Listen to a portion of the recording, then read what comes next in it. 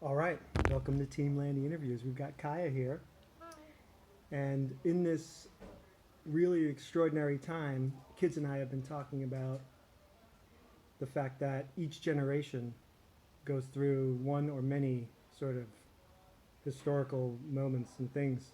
I was telling the kids about, for me, since I was a kid and I had memory, I recall the energy crisis and the gasoline shortage of the 1970s and the fall of the Berlin Wall in 1989 and the fall of the Soviet Union right after that.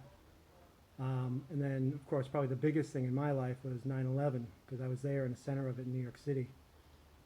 And then we had the financial crisis and what was called the Great Recession of 2008 and 9. But this one's different than any of those. And so I wanted to talk to the kids about this. So I have some questions that I'm going to pose to Kaiya here.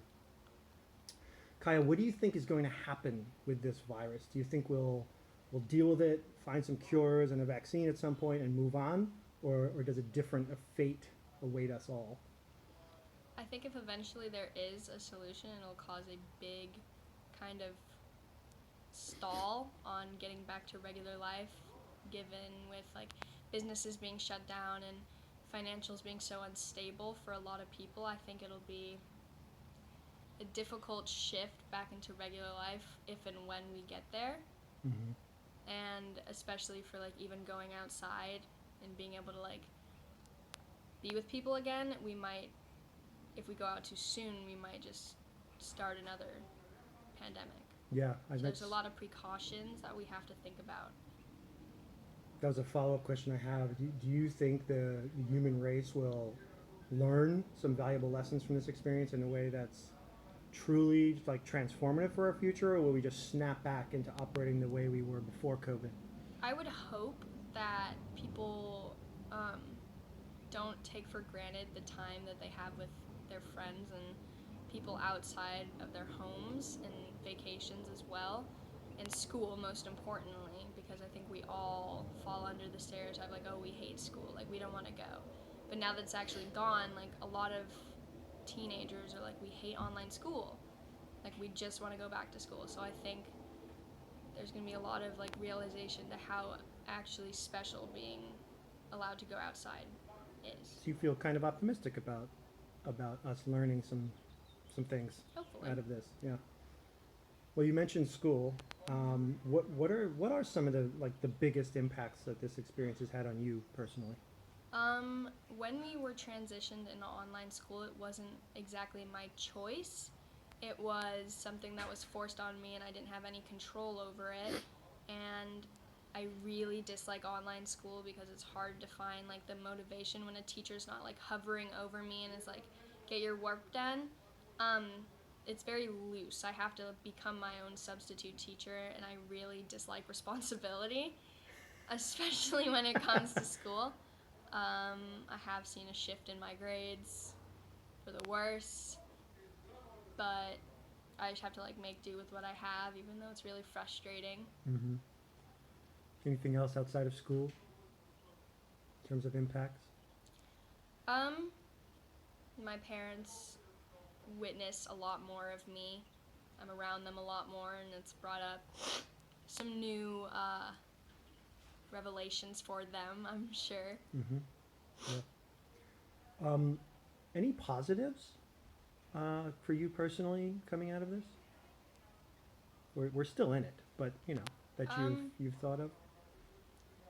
I'm more grateful for school in particular because I didn't realize like how much I would miss it if it was taken away from me. Mm-hmm. And now that my freshman year's over, I'm like kind of sad because that was my first year of high school and it's been kind of chopped. Yep. Really cut short and turned upside down. Yeah. Um, I've been thinking about some of those lessons that human beings might hope to take away from those. There's been some really interesting observations about the planet, right? Environmentally, even, right? The realization, Pollution has gone yeah, down. the realization of the environmental shock that we have on this earth when we're out and about, operating at full capacity. Mm-hmm. Um, that's one area. Do you have any other thoughts around that?